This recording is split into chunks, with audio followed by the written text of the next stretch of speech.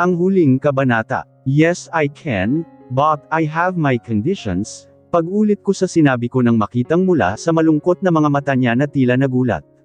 Hindi niya siguro inaasahan na papayag akong ipakilala siya kay Chona na anak niya rin naman. Hindi ko ipagdadamot na magkakilala at magkasama silang dalawa dahil matagal ng pangarap ni Chona iyon at hindi ako haadlang sa bagay na alam kong ikakasaya ng anak ko. Growing up, I'd never experienced a happy and complete family. Mula bata ako, madalas akong saktan ni mama kahit wala akong ginagawa, kaya naman lagi kong tinatanong ang sarili ko kung bakit nabuhay pa ako sa mundong ito kung palagi lang naman akong masasaktan. Wala na mga akong kinilalang papa, madalas pa akong saktan ni mama, kaya pakiramdam ko noong bata ako ay sobrang malas ng buhay ko. Hindi na ako umasa noon na makikilala at makikita ang ama na matagal ko nang hinahanap, dahil kahit katiting na pagkakakilanlan sa kanya ay wala ako pero hindi ko inaasahan na magiging mabait sa akin ang tadhana, dahil siya mismo ang gumawa ng paraan para magkita at magkakilala kaming dalawa. Bilang isang ina na minsan ding naghangad ng isang masaya at buong pamilya, hindi ko hahayaang maramdam ni Chona na tila may kulang sa pagkatao niya at tila ipinagdadamot ko pa yun sa kanya. I will never let my daughter feel or experience those things that I've been through before. Ayaw kong masaktan at mahirapan siya kaya hanggat maaari ay gusto kong palagi siyang masaya at maayos at kung kaya ko ay ibibigay at gagawin ko lahat ng naisin at hilin niya. What conditions Aram? Yutal niyang tanong sa akin matapos ang ilang minutong pananahimik. Huwag mong hahayaan na umiyak at masaktan ang anak ko. Don't break my trust, Lucas, or else, may kalalagyan ka sa akin lalo na kay Dad. I said before I turned my back to him and slid myself to our car. Hindi ko na siya hinintay pang sumagot at basta ko na lang siyang iniwanan sa kinatatayuan niya. Nang makauwi kami sa bahay ay kaagad na nag-aya si Chona sa kwarto para matulog, kaya naman mabilis akong naglinis ng sarili para samahan ang anak. Pansin ko ang mumunting ngiti niya at alam ko na ang dahilan kung bakit. Sigurado ako na masaya siyang nakita ang ama kahit na hindi pa sila formal na nagpapakilala sa isa't isa. Dahil sa sobrang pagod at stress dulot ng buong araw na trabaho at problema dahil sa article na lumabas ay mabilis din akong nakatulog sa tabi ni Chona noong gabing liyon. Kinabukasan ay nagising ako ng maaga dahil ginaisang ako ni Dad at sinabing may naghihintay umano sa akin at gusto akong makausap. Sino ba iyon, Dad? Tanong ko sa ama nang maupo ako sa kama at mapansing wala na pala si Chona sa tabi ko. Si Lucas, tugon ni Dad na ikinalaki bigla ng mga mata ko. Sa ganito kagang oras Dad nandito na siya. Hindi naman kaya siya excited. Iritadong sabi ko sa ama. You promised him that you will introduce my apo to him today kaya mag-asikaso ka na at mag-ayos ng makababa ka at magkausap kayong dalawa, saad ni Dad habang pinanonood akong magpalakad-lakad sa harapan niya. Where is Chona, Dad? Tanong ko nang maalalang wala si Chona sa kwarto naming mag-ina. Nasa baba na ang apo ko and don't worry, hindi pa sila nag-uusap na dalawa. Fix yourself, mabilis na tugon ni Dad saka ako mabilis na iniwan sa kwarto. Mabilis akong naligo at nagbihis at kaagad na bumaba sa sala ng bahay kung saan naghihintay raw si Lucas sa akin. Kaagad ko siyang natagpuan na nakaupo sa sofa at tila kinakabahan. Kita ko kasi ang bilis ng paghinga ng dibdib niya kaya sigurado akong kinakabahan siya. Lucas, pukaw ko sa atensyon niya na kaagad niya namang narinig at mabilis na tumayo para salubungin at batiin ako. Good morning, Aram, Lucas uttered as he immediately saw me. Your dad let me in, dadag pa niyang nang tuluyan na akong makalapit sa kanya. Okay lang. Paano mo nalaman na rito ang bahay namin? Tanong ko. Tinawagan ko ang sekretarya mo and luckily, binigay niya ang address ninyo. I really want to see our daughter, paliwanag niya habang hindi makatingin ng diretso sa akin. You looked so tense, Lucas. Kalma ka lang. Chona knows everything about you, madalas kitang makuwento sa anak mo. Nakangiti kong sabi kay Lucas dahil pansin ko itsura niyang kinakabahan. Napansin ko naman ang kaunting pag-aliwalas ng paghinga niya. Hindi ko ginawang sekreto sa kanya ang tungkol sa iyo at sa atin but don't worry, hindi ko sinama ang tungkol sa pananakit mo noon sa akin at ang mga bagay na hindi masyadong kaaya-aya.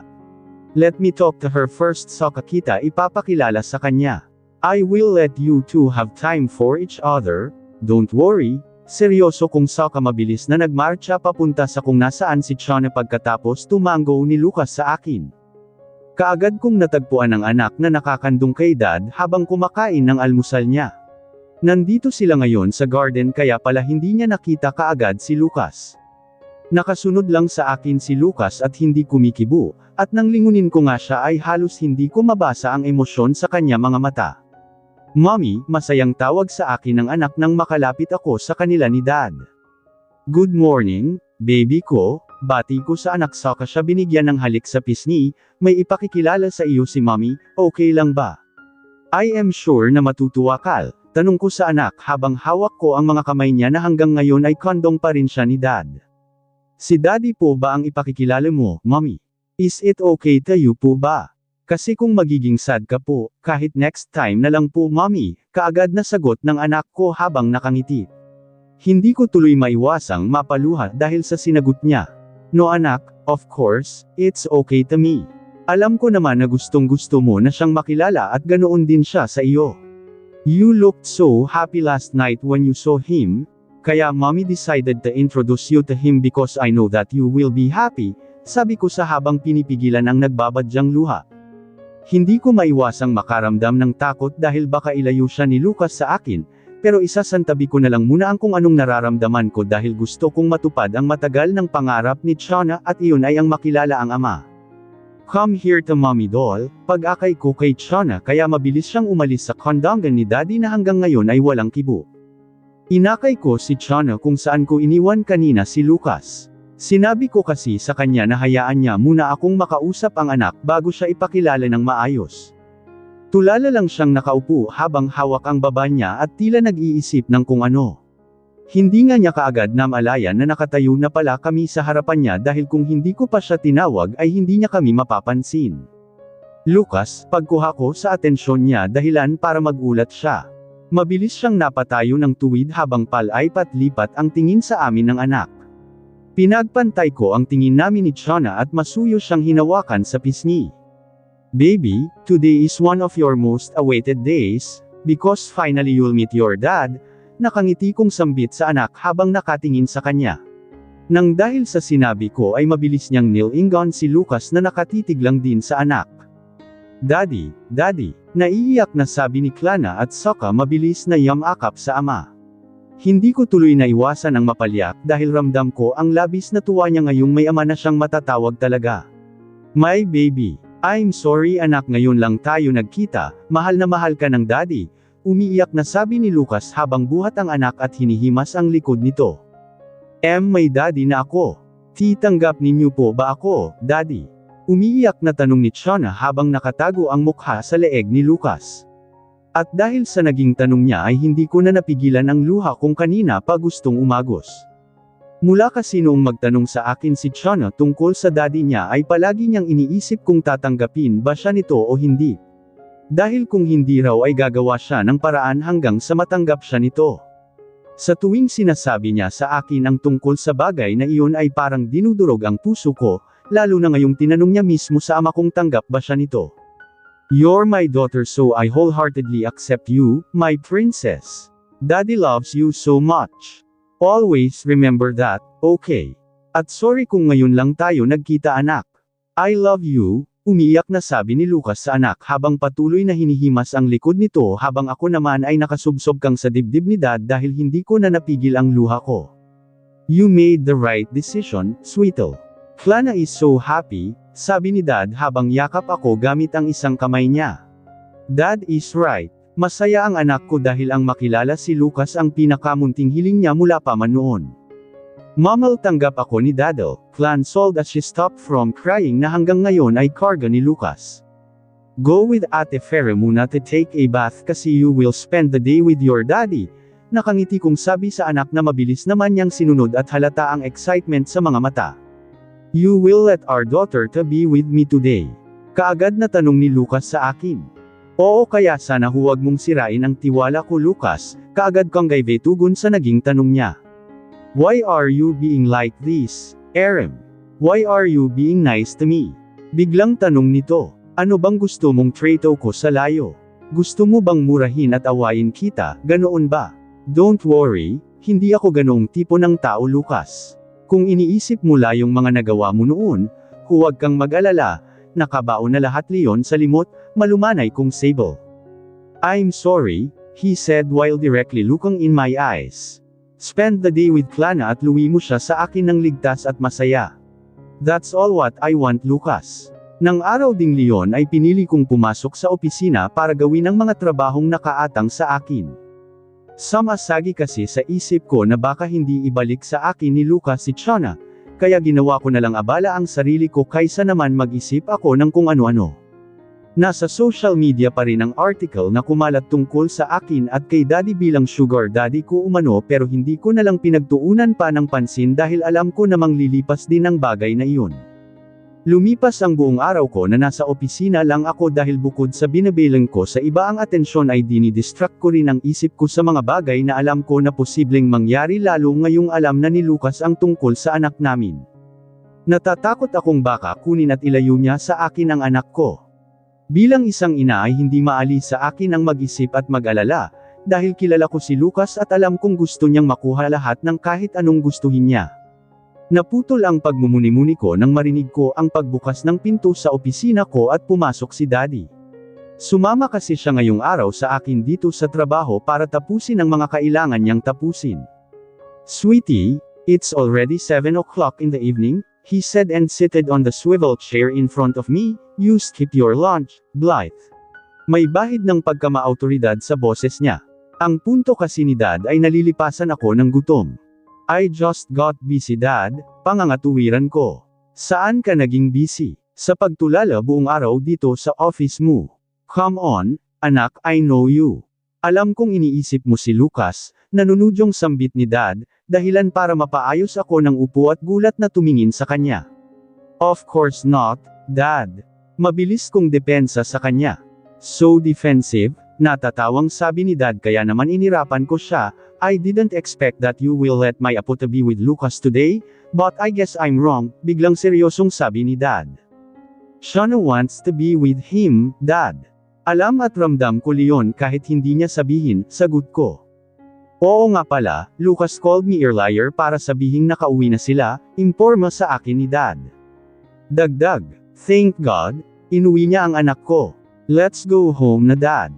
I miss Shana. Sirado ako na meremimang ikukwento sa akin ang batang iyon, I said while gathering all my things that scattered on my office table. Masyado kasi akong marami ginawang trabaho kanina kaya naman halos nakasabog ang ilan sa mga gamit ko. Blythe, I know you're thinking about something. So tell me, what is it?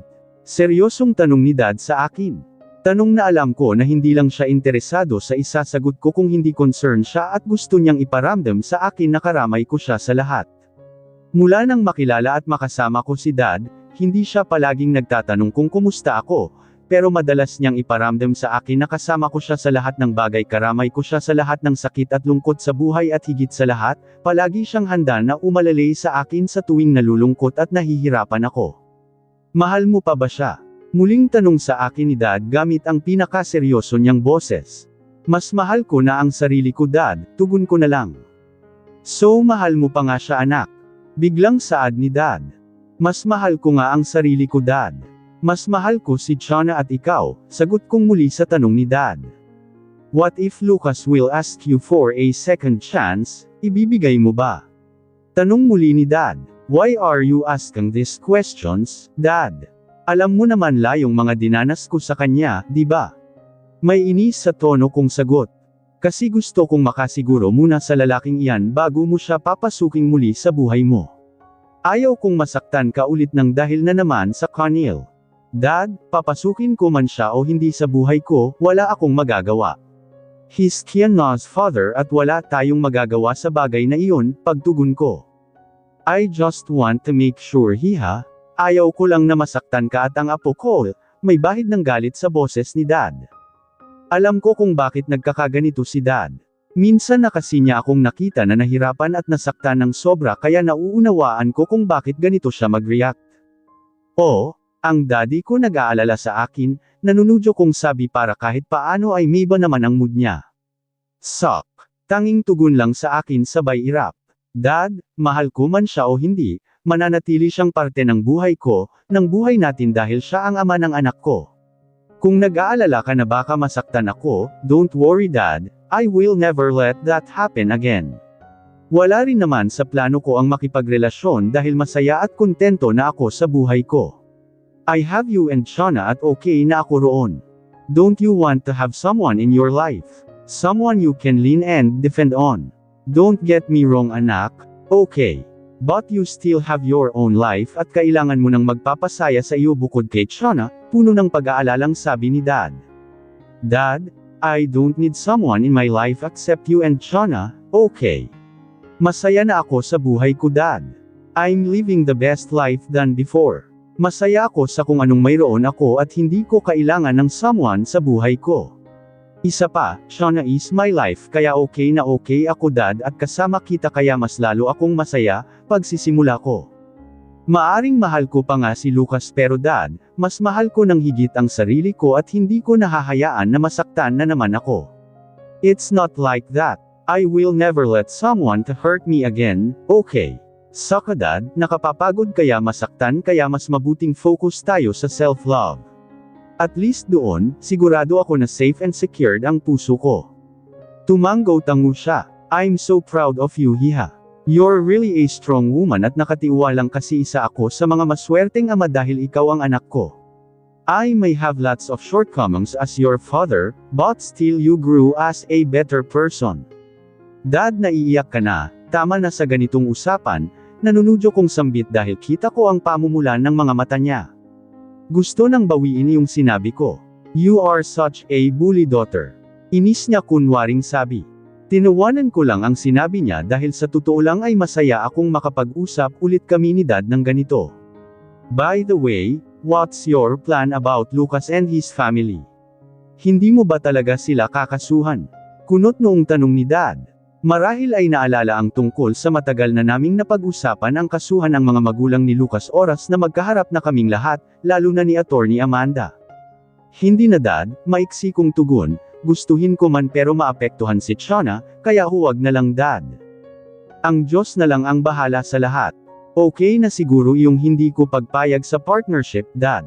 Alam ko na noon palang pangarap na ni Lucas ang maging CEO, pero ayaw ko na ang company natin ang maging dahilan para makuha niya iyon.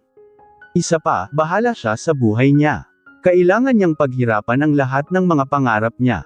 Kahit doon man lang ay makaganti ako sa kanya bukod sa kinakarma na ang Mommy Neil. Kahit gusto kong magbayad si Attorney Amanda sa mga nagawa niyang kasalanan, pinili kong huwag na lang ituloy ang pagsampa ng kaso sa pamilya nila. Gusto kong bigyan ng hustisya ang ginawa niya sa akin lalo na kay Mama, pero alam kong lubos na maapektuhan ang anak ko kapag ginawa ko yun.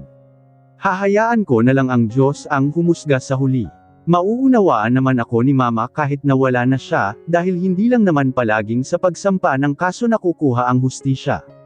Minsan, nakakamit rin yun kapag ipinakita natin sa kanila na naging matagumpay ang buhay sa kabila ng mga hirap na pinagdaanan. Alright Sweetle, let's go home kasi kanina pa naghihintay sa bahay si Lucas. He wants to talk to you. Sa iyo nagpaalam. Gulat kong tanong habang salubong ang kilay. Kailangan ninyong mag-usap and I'm sure gusto mo rin yun anak. Let him know what you really feel for the past years. Masakit man alalahanin lahat but I know it will help you totally heal from everything. From everything that happened before. I'm here for you, sweetie, seryoso pero nakangiting sabi ni Dad. Hindi ko tuloy naiwasang mapangiti rin kaya naman mabilis ko siyang niyakap. Ramdam na ramdam ko ang pagmamahal at suporta ng isang ama, at sobrang saya ko dahil mula nang makilala ko siya, kailanman ay hindi na ako nakaramdam na mag-isa ako sa buhay. I love you Dad and thanks for always being there for me. Siguro tama nga si Dad, I should talk to Lucas and let him know what I really feel. Masakit man pero kakayanin kong masabi sa kanya ang lahat ng mga inipon kong sakit at hirap mula pa man noon. Okay Dad, I will talk to him. Kakausapin ko si Lucas. Everything in my life is a lie and I'm so stupid for not noticing it. I really can't believe that my marriage with Erem is fake. Bakit nga ba hindi ko naisip na pwedeng mangyari iyon? Dahil ba masyado akong nagtiwala kay Mommy at naniwalang ipinilit ni Erem ang sarili niya sa akin? I became the worst version of myself because of our marriage na humantong sa pananakit ko kay Erem, and because of that, hindi ko namalayan na sumusobra na pala ako. When I saw Erem again and she showed in front of me, ang unang pumasok kaagad sa isip ko ay ang makipagbalikan sa kanya at makasama siyang muli sa iisang bahay. Hindi ko alam kung bakit naisip ko ang tungkol doon, basta ang alam ko gusto ko siyang makasama ulit para nang sa ganoon na rin ay makabawi ako sa lahat ng pagkakamali ko sa kanya. But I changed my mind wanting her in my life again, seeing how she looked so happy with another man, old man to be specific, that made me so angry. Hindi ko pa rin magawang tanggapin na ang matandang iyon ay karelasyon ni Erem. That EJV. Kaya noon pa lang ay may duda na akong hindi lang siya basta relative ng asawa ko, dahil tama ang hinala ko na may relasyon sila. Kaya naman bilang ganti, pinasundan ko si Erem para hanapan sila ng ikasisira nilang dalawa, and that's how I found out that they have a child. Dagdag. Sa madaling salita, siniraan ko sila dahil hindi ko matanggap na niloko na nga ako ni Erem. Nagawa niya pa rin niyang maging masaya at talagang nagkaanak pa sila ng matandang iyon. They live happily while I am suffering. Hindi yun pwede. But I still want Erem in my life. Gusto kong itama lahat kahit pa alam ko na mahirap at imposible ang bagay na nais ko. I will take Erem back. Theta. When our dinner meeting happened, maraming bagay at revelasyon akong nalaman at natuklasan. Mga kasalanan na hindi ko akalaing magagawa ni Mommy, at higit sa lahat, si EJV na inakala kong lalaki ni Erem ay ang ama pala na matagal na niyang inaasam na makita at makilala. So all this time, I believed and lived in lies. Naniwala ako nang hindi ko man lang inaalam ang lahat. Is she mine, Erem? I asked Erem when the kid was taken by Erem's secretary. She's Chana, and yes, Lucas, she's your daughter, Erem said after telling that EJV is her father. But how? Malungkot at tila naguguluhan kong tanong sa kanya. I convinced her doctor to inform you that the baby didn't survive because I want my daughter to have her reason to leave you. Pasiga na sabi ni EJV bago tuluyang nagmarcha palayo sa lamesa namin. My child is alive. Sa loob ng 5 taon inakala kong patay na ang bata dahil sa kagagawan ko, at dahil doon, mag-isa akong nagdusa at nagsisi nang walang sinuman ang may alam. My heart is full of happiness and excitement nang ipakilala ako ni Erem kay Chana na anak namin. I really can't believe that my child is alive. Kulang ang salitang gulat para ilarawan ang nararamdaman ko nang makita ang batang nakatitig sa akin na parang may gustong sabihin. Pakiramdam ko ay nabuhay ang diwa ko nang magtagpo ang tingin naming dalawa. I feel that there is something in her eyes and she's telling something to me. Na tila gusto niya akong kausapin gamit ang mga mata niya na punong-puno ng pananabik at saya dahil nakilala na namin ang isa't isa. Daddy, Daddy, Shana said while sobbing, then hugged me. Sobrang saya ko dahil hinayaan ako ni Erem na makilala ang anak namin sa kabila ng mga kasalanan na nagawa ko sa kanya. My baby, I'm sorry anak, ngayon lang tayo nagkita, mahal na mahal ka ng daddy, I said while carrying Chana. May daddy na ako, tanggap ninyo po ba ako, di daddy? Umiiyak na tanong muli ng anak ko dahilan para mas maluha ako ng sobra. You're my daughter. Of course. I love you, my princess. Daddy loves you so much and please always remember that. At sorry ngayon lang tayo nagkita, anak. I love you, I said between my sobs. Ramdam ko ang lungkot at sakit na nararamdaman ng anak ko dahil matagal kaming hindi nagkita. Higit sa lahat, hindi man sabihin ni Chana ay matagal niya na talagang inaasam na makilala ako. Mommy, tanggap ako ni Daddy, Chana said as she stopped from crying na karga ko. We spent the day together and bonded as a father and daughter. Maraming baon na kwento ang anak ko, kaya naman bukod sa paglalaro ay marami rin kaming pinag-usapan. I planned to introduce Chana to my parents but I changed my mind. Walang permiso ni Erem at nasisiguro ko rin na hindi siya papayag. We spent the day together on my condo watching some cartoons and eating all her favorite foods. Nakatutuwa pala ang may anak, although hindi ko maiwasan ang makaramdam ng lungkot at pagsisi.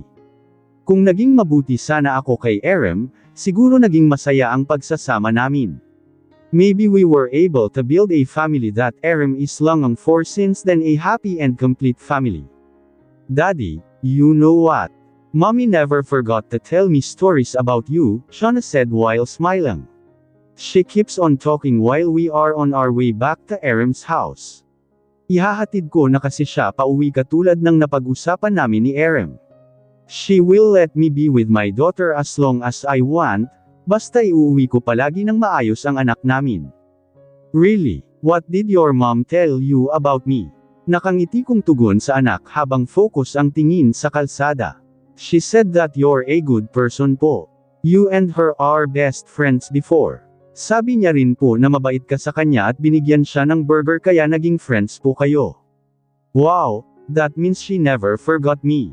Yes po, Daddy. Naalala ka po niya kasi part ka raw po ng buhay niya.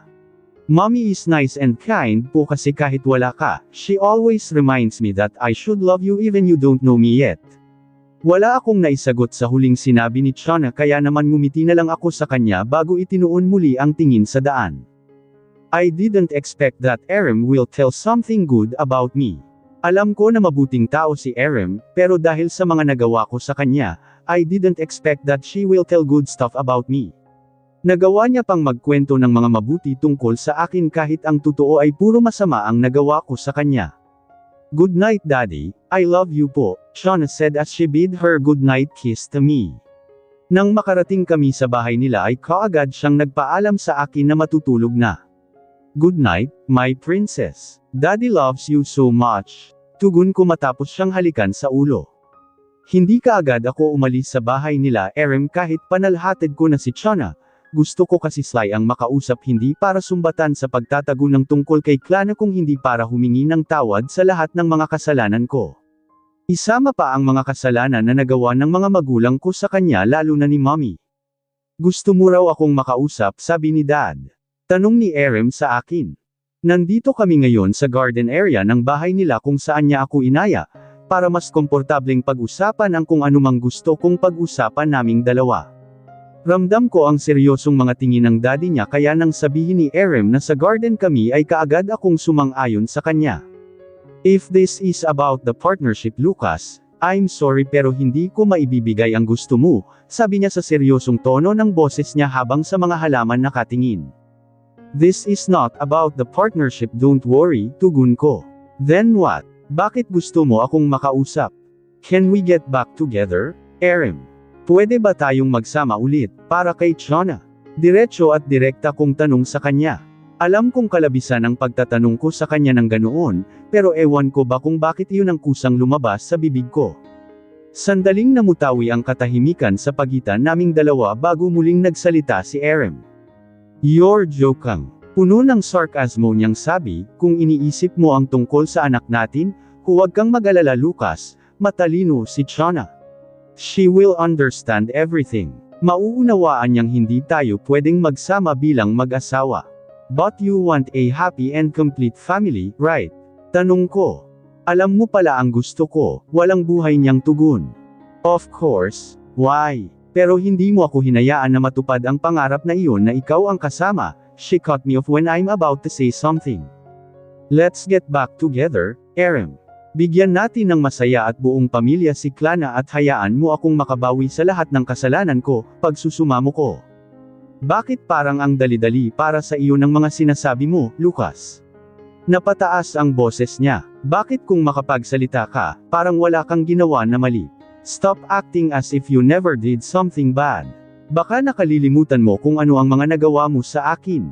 Iniisip ko lang si Shauna, Erem. She will grow up like you lang and wishing for a happy and complete family.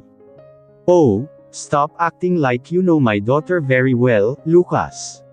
Matalino si Shauna at alam niya kung ano lang tayo sa isa't isa. Saka sino bang nagsabi sa iyo na mararamdaman iyon ni Shauna? Sa akin pa lang at kay Dad, buo at masaya na ang pamilya niya Lucas. Bonus ka lang sa buhay ng anak ko, kaya huwag kang magsalita na akala mo alam mo ang lahat. Erem said in very frustrated voice. Halata ang pagka-disgusto niya sa mga nasabi ko, dahil sa tensyon ay hindi ako nakalmik agad. We can be a good parents to our daughter, Lucas. Hindi natin kailangan magsama para lang matawag tayong masaya at buong pamilya. Maging civil tayo sa lahat ng bagay pagdating sa kanya.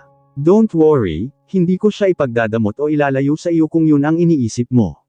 We can be a good parents, Lucas. Pagsisimula niya ulit. And also, hindi naman natin ipararamdam sa anak natin na may kulang sa buhay niya kahit pa wala tayong relasyon na dalawa, seryosong sabi lang ni Erem habang diretso ang tingin sa langit habang yakap ang sarili. Hindi ko tuloy maiwasan ang makaramdam ng lungkot. Imposible na mangyari ang buong pamilya na nais ko kung saan si Erem at Shauna ang kasama ko. Mahal mo pa ba ako, Erem? Dahil sa tanong ko natawa siya ng bahagya pero kaagad rin naman bumalik sa pagiging seryoso ng mukha niya. Yes, I have the audacity to ask her questions about that. Why not, di ba? Kasi baka meron pa naman baka may nararamdaman pa si Erem para sa akin. She chuckled. You're still that Lucas that I used to know. Masyado pa ring mataas ang tingin sa sarili, may bahid ng pagiging sarkasmo niyang sabi. Napayuko ako pero nang magtama ang mga mata namin. Mahal kita, she said while looking directly in my eyes, minahal kita pero paulit-ulit mong sinayang at binaliwala iyong pagmamahal na mayroon ako para sa iyo, Lucas. Tuloy niya sa sinabi habang hinuhubad ang suot na white blazer. Hindi nakatakas sa paningin ko ang braso niyang puno ng peklat. Mga peklat na matagal na naghilom ngunit nanatiling naiwan ang bakas sa katawan niya. Napaiwas tuloy ako ng tingin sa kanya dahil nakaramdam ako ng hiya. Ako ang dahilan ng mga peklat niya na iyon. Nakikita mo ba itong magpeklat sa katawan ko, Lucas? Ito ang patunay kung gaano kita kamahal noon. I stayed with you even it caused me too much pain. Kasi mahal kita kaya kahit sobrang hirap, tinals ko lahat. Kasi umaasa akong baka isang araw, mapansin mo ang mga sugat ko hanggang sa mahalin mo rin ako. Napailing siya, pero nabigo ako Lucas, nabigo ako. Kasi halos mamatay na ako sa mga pananakit mo, hindi mo pa rin ako nagawang mahalin. She said while sobbing. Dahil sa bigat ay binawi ko na ang tanong ko. Forget about my question earlier. I'm sorry, nakatungo kong sabi. It's okay Lucas, kaya ko namang sagutin yung tanong mo kanina. Pero gusto ko lang linawin sa iyo na nagustuhan at minahal kita noon, hindi dahil sa pamilya at yaman na mayroon ka kung hindi dahil yun talaga ang nararamdaman ko. Mahal kita at kahit kailanman hindi nagbago Lucas. Hanggang ngayon, mahal kita. Dad is always asking me why, bakit daw mahal pa rin kita sa kabila ng mga kasalanan mo sa akin, alam mo ba kung ano ang sinabi ko kay Dad? Seryosong tanong ni Erem dahilan para mapaangat ako muli ng tingin sa kanya at makita kung gaano kalungkot ang mga mata niya sa oras na ito. Sabi ko wala Dad si Lucas talaga iyong mahal ko, sabi niya kasabay ng pagtulo ng mga luha niya. I tried to find someone much better than you, pero Tangina Lucas iba talaga iyong epekto mo sa sistema ko. You never loved me pero hindi ko alam kung bakit ikaw. Gusto kitang burahin sa sistema ko. Itinatak ko sa puso't isip ko na hindi mo ako deserve, lalo na iyong pagmamahal ko. Pero putya Lucas, nakatatak ka rito umiiyak niya nang sabi habang tinuturo ang dibdib niya kung saan malapit ang puso. Paano nga ba naman kasi kita makalilimutan? Shauna is your girl version. She's like a resemblance of you, kaya iyong pagmamahal na mayroon ako para sa iyo, ibinuhos ko lahat sa anak ko. For 5 years Lucas, pinaniwala ko ang sarili ko na hindi na kita mahal pero mali ako, mahal pa rin kita. Pag-amin niya. Then why we can't be together again, Erem? Malungkot kong tanong pabalik sa kanya. Mahal kita pero mas mahal ko na ang sarili ko ngayon Lucas. Ayaw ko nang magmahal ng walang iniiwan para sa sarili ko. Ayaw ko nang maubos dahil sa pagmamahal ko sa iyo dahil bukod sa ang hirap-hirap mong mahalin, ang hirap mo ring abutin, pagtugon niya. Hindi mo ba pwedeng mahalin ang sarili mo habang magkasama tayo? You said you love me, pero bakit ayaw mong maging buong pamilya tayo? Mahirap ba talagang bumalik ka sa akin, Erem? Let's get married again. Pangako, hindi ko na uulitin lahat ng nangyari noon. Nakikiusap kong sabi sa kanya kasabay ng pagtulo na rin ng luha ko. Maaring pinagtagpo lang tayo Lucas, pero hindi talaga tayo ang nakatadhana para sa isa't isa, she said seriously. I don't know why I am crying basta ang alam ko lang masakit na makitang umiiyak si Erem habang inaalala lahat ng masasakit na nakaraan niya nang dahil sa akin. Mahal kita pero hindi na kita kailangan sa buhay ko Lucas. Sinayang mo na yung pagkakataon na mahal kita, na ikaw ang sentro ng buhay ko. Muntik na akong sumuko sa buhay Lucas nang dahil rin sa layo. Buti na lang at dumating si Chana sa buhay ko at nakabangon ako ulit. I do love you Lucas. I really do. Pero ayaw ko nang hayaan ulit ang sarili ko na maubos na naman dahil sa pagmamahal ko sa iyo, umiiyak at tila nakikiusap niyang sabi. Pero mahal mo pa rin naman ako, di ba? Nakatungo kong tanong sa kanya. Hindi ko na magawang tumingin pa direkta sa mga mata niya dahil kagaya niya hindi ko na magawang pigilan ang luha ko. Minahal mo ba ako kahit minsan man lang Lucas? Seryoso niyang tanong na hindi ko magawang sagutin. Wala akong sapat na lakas para sabihin sa kanya ang nararamdaman ko lalo na sa nakalipas na 5 taon. Wala na rin yatang saysay iyon dahil kahit nasabihin kong mahal ko na rin siya, hindi iyon magiging dahilan para bumalik siya sa akin kasalman kami o hindi. I feel her pain. Ramdam ko kung gaano siyang nasasaktan ng dahil sa akin. At pakiramdam ko, kahit pa gustong gusto ko siyang maging akin ay hindi na ako karapat-dapat. Napalang siya dahil nakayuko lang ako. Mahal kita pero sa tingin ko tama na. Minahal kita ng sobra kahit hindi mo ako nagawang mahalin pabalik. Maybe I still love you Lucas but for now, focus muna tayo sa mga sarili natin. Mahalin na muna natin ang sarili natin para kung darating man yung tamang panahon at pwede pang maging tayo, wala nang dahilan para pigilan natin ang nararamdaman ng isa't isa. Inayos niya ang sarili niya. Maging mabuting magulang na lang tayo para sa anak natin. Let me heal and fix myself, Lucas. Ayusin mo rin ang sarili mo. Let's be civil for our daughter. Hindi ko maibibigay yung gusto mo. Mahal kita pero mas mahal ko ang sarili ko. Let's be good friends for Chana. Let's be best friends like before, nakangiti niyang sabi. Muli akong napaangat ng tingin dahil sa sinabi niya. She still wants me as her friend for the sake of our daughter. That means I still can be with them, as her friend and as Clana's father. Sapat na sa akin Leon. Tinuyo ko ang luha sa mga mata bago muling humarap sa kanya at tumingin ng may ngiti sa labi. Alam kong huli na pero gusto kong sabihin sa kanya ang salitang kailanman ay hindi ko nasabi sa kanya. Can I hold you? Nakikiusap kong tanong sa kanya. May pag-aalangan sa mukha niya pero tumango pa rin siya bilang tugon. Hinawakan ko siya sa magkabilang pisngi saka ipinagdikit ang noo namin para nang sa ganoon ay matitigan ko siya ng malapitan. Naramdaman kong nagulat siya sa ginawa ko, dahil oras ng hawakan ko siya sa magkabilang pisngi ay napakapit siya sa kamay ko. Magiging okay ka naman, di ba? Babalik tayo sa dati. Hindi man bilang mag-asawa, kung hindi bilang magkaibigan, di ba? Umiiyak kong tanong sa kanya. Tumango lang siya bilang tugon dahil maging siya ay umiiyak na rin kagaya ko. What do you want me to do? Tanong ko alt. Be a good father to our daughter. That's all what I want, saad niya. Nanatili kami sa ganoong posisyon habang kapwa lumuluha. Sinamantala ko ang pagkakataon dahil alam kong ito na ang huling beses na hahayaan ako ni Erem na maging malapit sa kanya. I'm sorry for everything. Sorry, Erem. Patawarin mo ako dahil nagkulang ako bilang kaibigan at asawa mo. Peke man ang kasal natin o hindi, sorry dahil hindi ako naging mabuting asawa. I'm sorry. I love you, Erem, may sinseridad kong sabi. After that night, we seldom see each other. Magkikita lang kami sa tuwing hinahatid o sinusundo ko si Chana sa bahay nila. Nang gabing iyon matapos kong bitawan ang salitang matagal niyang hinintay na sabihin ko sa kanya, we both cried like there's no tomorrow. Umiyak kami ng sabay dahil kagaya ni Erem, nasasaktan ako, dahil masyado na akong hal para iparamdam sa kanya iyon. Huli na ako na sabihing mahal ko siya, dahil ngayon, kontento na siyang mahalin ang anak namin bukod sa daddy niya. Self-love ika nga ng marami.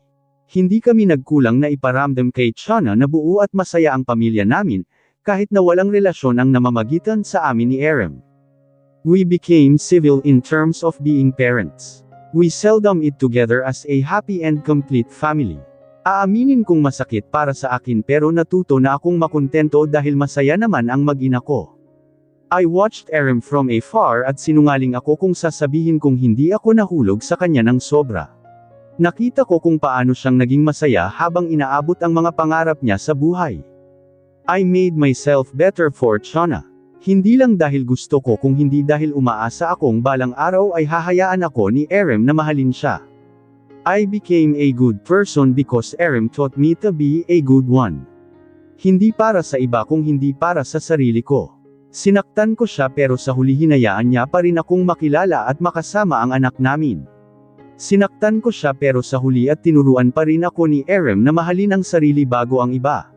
Higit sa lahat, hinayaan niya akong mahalin siya mula sa malayo habang kagaya niya ay inaayos ang sarili ko. Erem taught me what real love is. Erem let me see the greatest love of all, and that is loving ourselves.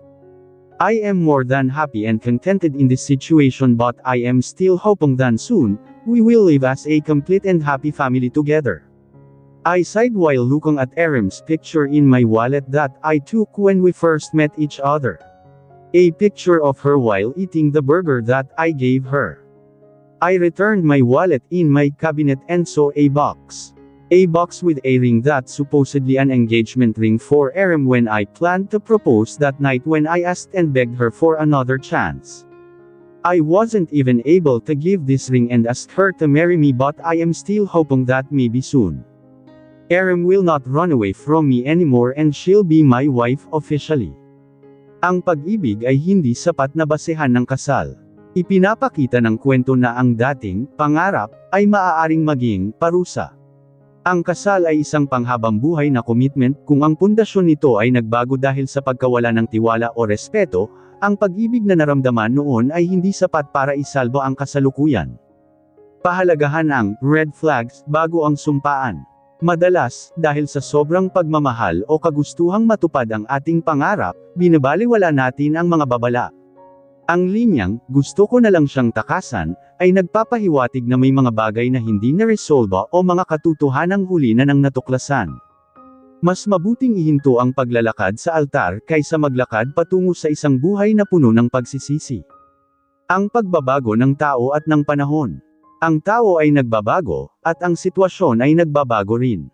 Ang aral dito ay ang pagtanggap na hindi lahat ng ating hiling noon ay makabubuti sa atin ngayon. Ang Lucas Sandoval na minahal mo noon ay maaaring malayo na sa Lucas Sandoval na pinakasalan mo ngayon. Katapangan sa pagharap sa katotohanan. Bagamat masakit, ang pag-iyak sa gitna ng seremonya ay isang manifestasyon ng katotohanan. Ang aral ay ang pagkakaroon ng lakas ng loob na kilalanin ang sariling nararamdaman, kahit na ang buong mundo at ang mga bisita ay nakatingin sa iyo. Hanggang sa muli, maraming salamat sa patuloy na tiwala at suporta sa aking munting channel. Mag-iingat po kayong lahat palagi.